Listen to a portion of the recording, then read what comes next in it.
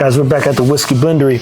So you don't know this because you wasn't at the house the other day. Yeah, I don't get invited. Dude. You know what's funny is he lives far and I live far, but you go, Yeah, I didn't realize how far you were until I dropped you off. I was like, whoa. You must like our whiskey if you're driving that far. No, I like you, man. It's that simple. The whiskey's good. I'm learning about what no drinks ever gonna have me driving this far. I'm gonna tell you that. I'll drive for, the right people. The right people I'll jump in the car and go halfway around the world for. And that's maybe 3. Tim's been adding to the list. I'm top 3? In the top 3, man. There's some people who call me, I tell them to fall off a bridge. That's the truth. No, on Andy? I don't know where's Andy he at? But look. He's not even top 10, huh? Look, there's some people who working their way up the list. Okay.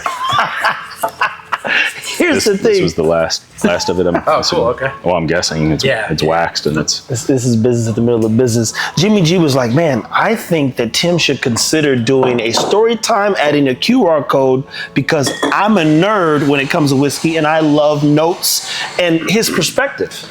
I think that's going to grow. That's a great idea. And so, I wish I had time to do that. Yeah, that part. That part right there, where you think there's not a lot going on, everything you never thought of is happening. So we are building a library.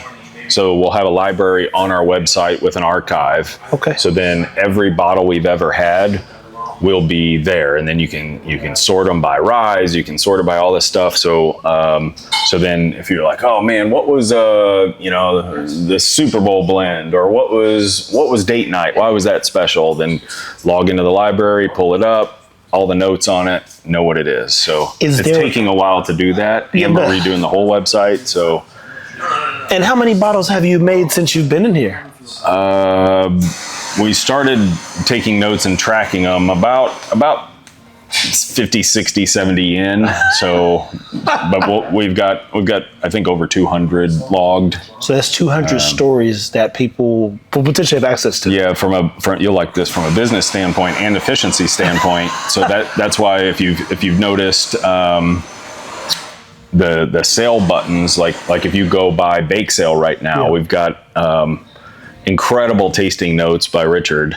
Just a couple paragraphs about the tasting notes on it, which are super cool.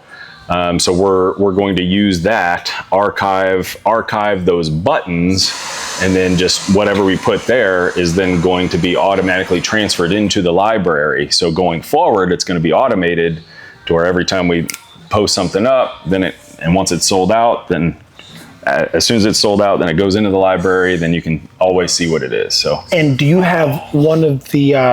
What's your favorite story on the whiskey that you created? Out of all the ones, so let's say they're like going there tomorrow. It's all done. What's the story that people should start with, if there is one? I know that's a hard question. It is hard. I still love the rustled feather story. So the first rustled feather, which that up there on the left, second row down. So. Yeah. We're actually going to bottle, probably next week, we're going to bottle this year's Rustled Feather, because it's going to be a once a year release. Yeah. And last year was special because we matched the Wild Turkey mash bill using 3 MGP barrels. So it was 75, 13, 12, 75 corn, 13 rye, 12% malted barley on the mash bill. But we did that with 3 very different mash bills, so we kind of had to do some math and figure that out. Then we had to make sure that it tasted really good, and then we got an old Russell's barrel and then put it in the Russell's barrel to rest it in something that had Wild Turkey in it. Yeah. So basically finish it for I think a couple months. And then we got some of that rickhouse wood from the single rickhouse C that they tore down at Camp Nelson. Whole formula to this thing, huh? Yeah, and not only did we build the boxes, the display boxes, hand built them. My dad did the prototype, and then Milo, which you never met, he came over to the house, and I mean we were around making those 3 hours per box, like hand making these boxes out of the rickhouse wood. Yeah, because the wood was warped and twisted. We're not talking about like plywood or like easy stuff to work with here. So you had to do each one by hand. You couldn't do like, okay, let me do the left and the right sides. Let's do 100 of those each. Couldn't do that. You had to take one board that held up the rickhouse and then make one box out of one 5-foot board. So it all matched and like. And it had to fit the bottle in there.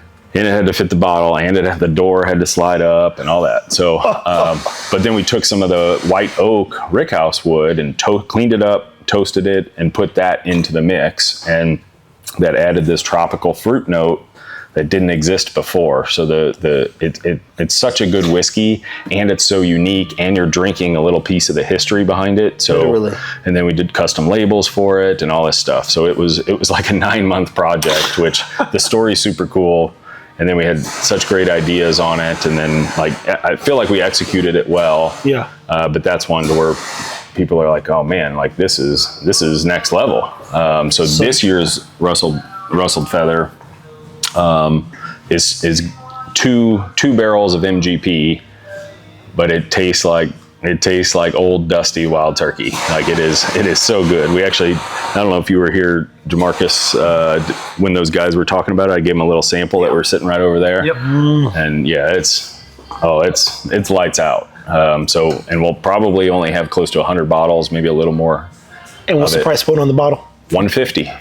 Oh man, that's not bad. Half the price of last year's, and the whiskey I feel is more unique. Now we're not going to have the box. I'm not making boxes. You learned your lesson. And I'm out of the rickhouse wood, so it all works out. It works out. But I don't have any of them here. But it is going to come with a little bit of the rickhouse wood. So our friends at Liberty Timber Flags are making Glencairn toppers. So he's actually cutting them out and all that. So the wood is from the rickhouse C that they tore down. Yeah. In Camp Nelson. And then he's laser etching the same feather that's on the front label is laser etched on the top. So you'll get the rickhouse wood, and it'll be on a little neck tag. So you buy the bottle, it comes with the neck tag that you take it off, and then it's a Glen topper of the rickhouse wood at $150. So those are going to go fast. So if you can, and this is the last story thing I'll ask, is there a story that attracted you to the world of whiskey where you're like, man, I want to be a part of that process when I build my brand? Ton of stories, just like the stories you have coming in here, and the stories you have of people sitting here, and it's like, oh, you know that person? Yeah, I know them. Or, oh, you know my wife? Or she did this. Or, hey, we served together on this aircraft carrier. Or like all these stories that come about. Yeah, I see it every day. And the generosity of people, like even Andy said, our buddy Lance is stopping by, and it's like, man, he's such a good dude. And it's like, we've got stories with him. And it's like, a lot of people that I met prior to this, I would meet them through whiskey being the conduit, because it's easy for guys to get together and do a bottle share and then start talking, and then you start talking about life and what's going on in your life and family's life, and because everybody wants to be better, and you start surrounding yourself with good people that are that are performing in all the areas of their life. So it's not just one dimensional, or hey, I just wasn't buddies with this guy for a long time, so we're still buddies. It's like, wow, like these people are have their successful business, they're spiritual leaders in their household, they're good fathers, like all these things. And it's like, man, and we can share a good pour of whiskey and talk about those things. So it's ongoing. There you have it, man. Well, as I've said before, the story keeps unfolding here. These are impromptu, real live conversations. Every time I meet someone who's a fan, if you would, of what Tim does here, we get to going and talking about the stuff. And now I'm working it's cohesive, because all we talk about when we're sharing bottles is the whiskey blendery. And even more importantly, being able to come back and highlight what he's doing here for so many people. And I think above everything, just when you watch everybody come together, every time you walk in and it's like, this place gets, bar's starting to get a little more full than usual. There's a lot more bottles on the bar. People are bringing in their backpacks. And bringing like crazy good bottles too. So.